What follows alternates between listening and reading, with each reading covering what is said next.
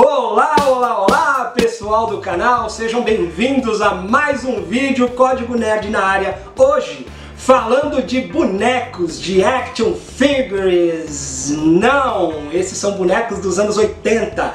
Então a gente chamava naquela época era de hominho mesmo, né? E hoje vou falar de uma das coleções mais icônicas, mais lembradas daquela época. Guerras Secretas, da Gulliver. Mas antes, já dá uma olhadinha lá no primeiro vídeo? Dá aquela compartilhada lá, curte lá, vai vir muita coisa bacana aí no canal, então dá essa força aí pra mim pelo menos, tá bom? Bom, vamos lá. Lógico que os bonecos dessa coleção, né, foram inspirados em personagens de quadrinhos, mas nesse caso aqui é meio diferente. A Marvel escreveu Guerras Secretas em 1984, foi escrita pelo editor-chefe da Marvel na época, o Jim Shooter. E a história ela foi encomendada pela própria fabricante dos brinquedos lá, a Mattel. A Marvel tinha fechado um contrato com a Mattel para fazerem lá uma linha de brinquedos com os personagens. Só que a Mattel, ela pediu que fosse escrita lá uma puta saga para poder vender os bonecos, fazer a propaganda e tudo mais. E Guerras Secretas foi escrita com esse intuito aí de fazer a propaganda dos bonecos. Doom and the Doom Platoon, Magneto, Dr. Octopus. There, Captain America and the Champions of Freedom, Spider-Man and Wolverine. Até o nome Guerras Secretas foi encomendado pela própria fabricante porque ela fez uma pesquisa e viu que as palavras guerra e secreta tinha bastante apelo com o público infanto-juvenil. E daí veio a primeira mega saga dos quadrinhos, né? Com aquele monte de herói interagindo entre si, heróis de revistas diferentes, num mesmo mundo, né? O roteiro contava a história de um ser poderosão lá, o Beyonder, que juntou lá um tanto de heróis, um tanto de vilões, jogou tudo num planeta lá que ele criou pro pessoal se enfrentar. E o vencedor da batalha lá teria ali o que ele quisesse, né? Seria um gênio da lâmpada lá com um desejo só. Aí o vitorioso escolheria isso daí, o que mais queria.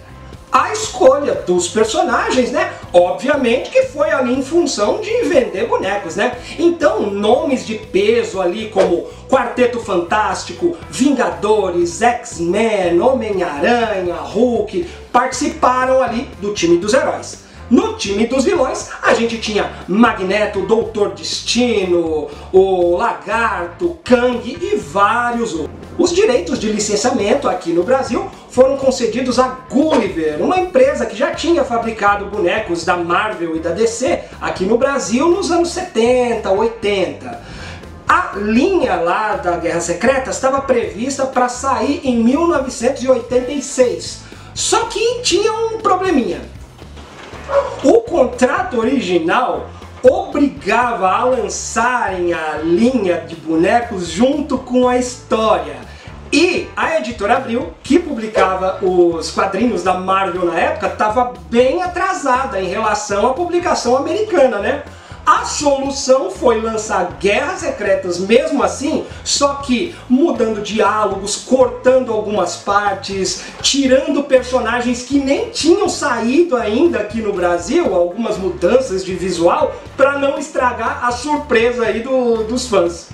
O primeiro número da saga trazia um álbum de figurinhas, né, que você ia completando com as figurinhas que viriam nas edições seguintes, né? Mas a grande surpresa estava lá na quarta capa lá.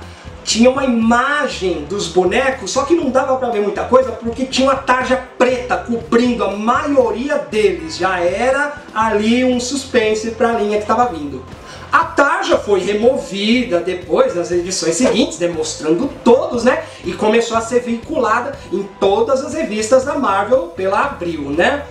A coleção ela não trazia ali todos os personagens que saíram nas histórias, né? Ela vinha ali com os personagens Capitão América, Demolidor, Homem de Ferro, Wolverine, Doutor Destino, Kang, Magneto, Octopus, o Homem-Aranha com o uniforme normal e o Homem-Aranha de uniforme negro. A primeira aparição do uniforme negro do Aranha saiu em Guerras Secretas. Então aqui saiu o primeiro bonequinho do Homem-Aranha com essa versão, o mesmo uniforme que depois viria a ser o vilão Venom. Os bonecos vinham com armas, um mini gibi, um escudinho com um holograma que tinha lá as tais das mensagens secretas que os slogans diziam, né? Foi nessa coleção também que saiu o primeiro bonequinho do Wolverine. Ele já era um personagem ali bastante popular nos X-Men, né? Mas ainda nunca tinha saído um action figure dele, né? Comparados com os bonecos de hoje em dia, né? Lógico que Guerras Secretas da Gulliver é muito inferior, né? Os bonecos só mexiam as pernas, os braços, a cabeça, ainda havia com uma basezinha para você poder deixar eles em pé. Mas aquilo ali não tinha nada igual na época, né? Dessa linha que ficou bastante popular daqueles tempos pra cá, que é essa linha de mais ou menos 5 polegadas, os bonecos, né? A maioria ali, às vezes, era sempre aqueles Falcons grandões, né? Agora, dessa linha aí, era a primeira vez. Além dos hominhos, você também podia conseguir, isso se os seus pais também tivessem dinheiro, né? A fortaleza do Doutor Destino e o surpreendente super castelo do Homem-Aranha, né? Que sabe-se lá como ele conseguiu dinheiro para poder comprar um castelo, sendo que ele nem conseguia pagar o aluguel direito na época. Lógico que toda a coleção de bonecos que se preze tinha que ter os veículos, né? Então eles tinham ali as Turbo Cycle, ou Turbo Cycle, sei lá que porra que é a pronúncia disso daí. Aqueles triciclos lá com aquele sidecar do lado. E também tinha os helicópteros do Capitão América e do Doutor Destino. Um pouco mais pro finalzinho dos anos 80, a Gulliver chegou a lançar embalagens diferentes, com as mensagens secretas e tal, e eles vinham acompanhados daqueles bonequinhos pequenininhos que a Gulliver mesma já tinha lançado alguns anos antes, aqueles estáticos, só que tudo agora numa cor metalizada.